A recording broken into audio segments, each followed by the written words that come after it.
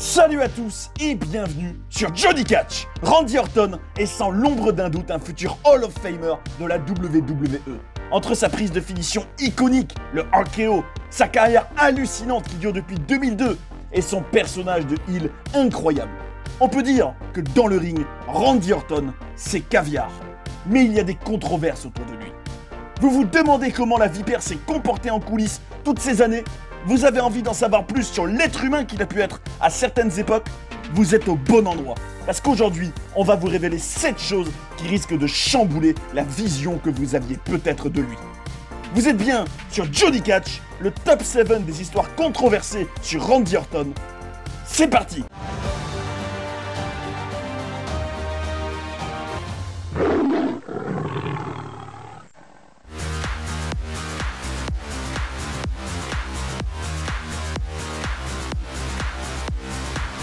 Le numéro 7 est un incident impliquant Randy Orton en 2007. Un beau jour, à la Nouvelle-Orléans, un fan est allé le voir pour prendre une photo avec lui, ce qui est en principe le lot quotidien d'une superstar de la WWE. Mais ce jour-là, le Legend Killer n'était pas d'humeur à faire plaisir à un fan. Alors que le fan lui avait demandé s'il pouvait vite prendre une photo ensemble, Orton lui a dit que tout le monde veut toujours rapidement prendre une photo. Il a alors attrapé l'appareil photo du fan et l'a pris avec lui, pour au final le jeter sur le comptoir du bar de l'hôtel où cette scène avait eu lieu. Quand le fan récupérera son appareil, il se rendra compte que la carte SIM avait disparu. Il a fini par faire appel à la police et l'incident a été réglé par un dédommagement de 100 $ de Orton, mais pas sans laisser une petite touche personnelle. La vipère a signé son autographe sur le billet en écrivant aussi pour l'abruti. Une histoire qui illustre bien le personnage désagréable que Randy était à cette époque.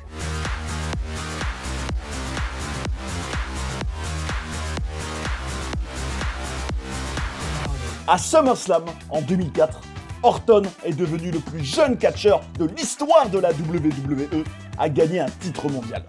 Mais dès le pay-per-view suivant, il a déjà perdu son championnat poids lourd fraîchement acquis contre Triple H, ce qui avait choqué les fans. Mais en réalité, l'explication était très simple. C'est le manque de maturité de Randy qui a incité la WWE à lui retirer la ceinture. La compagnie a estimé qu'il n'était pas prêt pour cette responsabilité. Une histoire qui illustre bien son immaturité de ces années-là est celle du jour où il roulait en voiture pour aller faire un show et où il a repéré ses collègues Carlito et Umaga en voiture avec la catcheuse Maria. En les voyant, il a eu une idée. Il a décidé de leur tirer des feux d'artifice dessus. Et c'est ce qu'il a fait. Heureusement, personne n'a été blessé par cette blague de la vipère.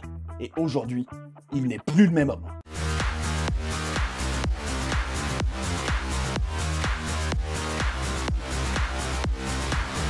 Le numéro 5 est un nouvel exemple du personnage plus que sulfureux que Randy Orton a pu être à une époque. Et c'est une histoire quand même assez embarrassante. Selon l'ancien scénariste de la WWE, Kurt Bauer, le Legend Killer avait un rituel plus que douteux avec les nouveaux talents qui arrivaient dans la compagnie. Apparemment, il allait les voir, sortait son pénis de son pantalon et demandait aux nouveaux talents s'ils voulaient lui serrer la main. Entre guillemets. Comme on peut l'imaginer, tous étaient abasourdis par cette scène et refusaient logiquement. Mais à ce moment-là, Bauer raconte que Randy les menaçait d'aller signaler à Vince McMahon et sa fille Stephanie leur insubordination. Clairement, il ne sort pas grandi de cette anecdote. Et ça montre bien à quel point il se croyait tout permis, mais aussi qu'il était en quelque sorte un chouchou des officiels qui avaient tous les droits.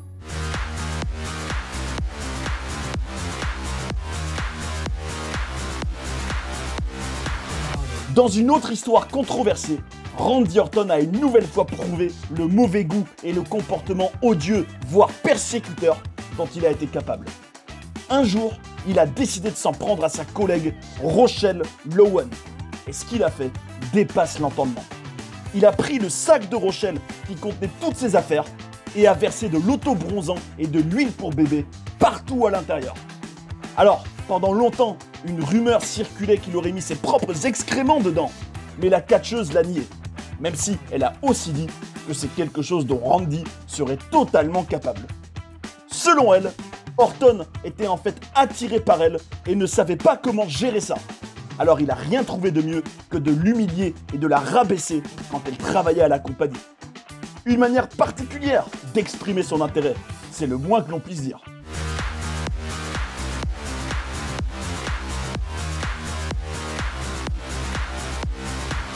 Pendant des années, Randy Orton était réputé pour son comportement agressif et ses pétages de plomb dans les coulisses.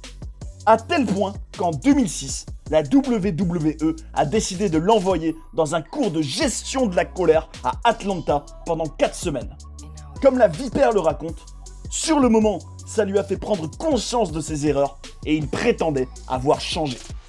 Mais en 2007, il a dû être renvoyé à la maison alors qu'il était en pleine tournée européenne avec la compagnie, après qu'il ait saccagé une chambre d'hôtel pour des dégâts estimés à 50 000 $.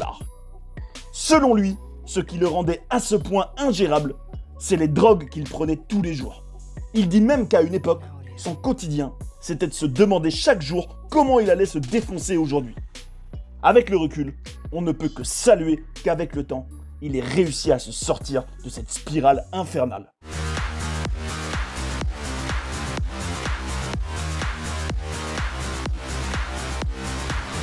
En août 2007, le magazine Sports Illustrated a sorti une liste de plusieurs superstars de la WWE qui s'étaient procurés illégalement des médicaments sur Internet.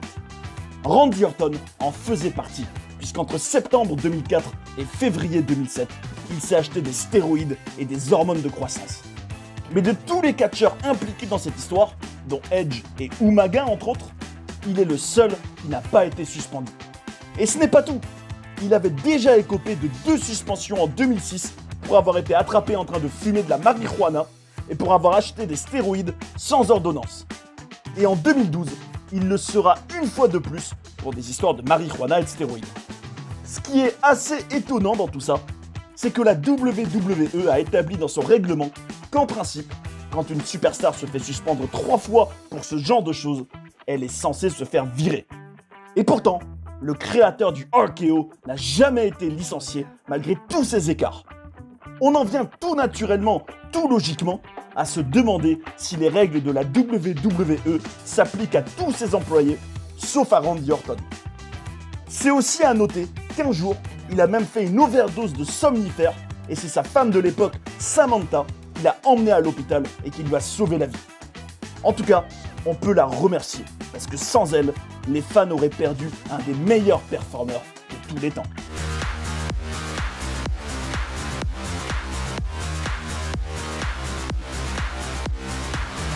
Et le numéro 1 concerne le passé de Randy Orton dans l'armée. Avant de suivre les traces de son père et de son grand-père dans le catch, il s'est d'abord engagé dans les marines. Mais comme il l'a raconté, il n'appréciait pas l'ambiance qui y régnait, qui était trop individualiste à son goût. Alors, il a tout simplement décidé de s'en aller. Sauf qu'il n'avait pas le droit. Il retournera finalement voir ses supérieurs hiérarchiques en pensant que son départ n'a pas posé problème. Mais eux n'ont évidemment pas vu ça du même œil. En fin de compte, il a dû passer 38 jours en prison militaire pour avoir déserté. Et pourtant, malgré ça, la WWE, qui s'est aussi lancée dans la production cinématographique à partir de 2002, lui a donné le rôle principal dans son film The Marine 3. C'est seulement lorsqu'un ancien membre de son unité a dit qu'il était dégoûté qu'un homme qui a déserté de l'armée américaine ait ce rôle et que c'était une honte, que la compagnie s'est dit qu'ils avaient peut-être fait une bêtise.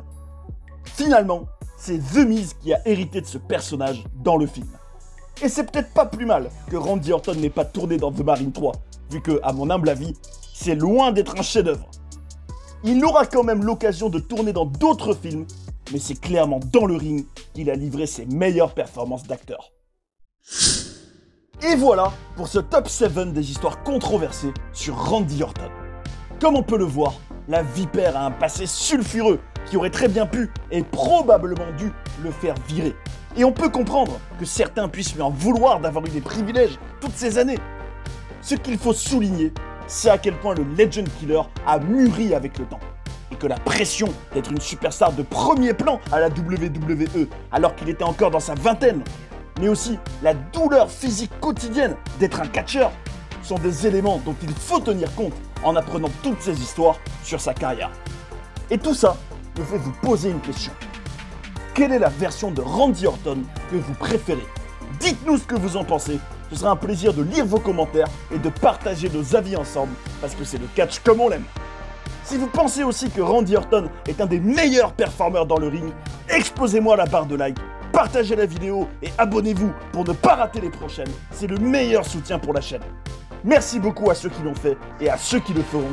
On est ensemble. Prenez soin des vôtres et à bientôt sur Johnny Catch.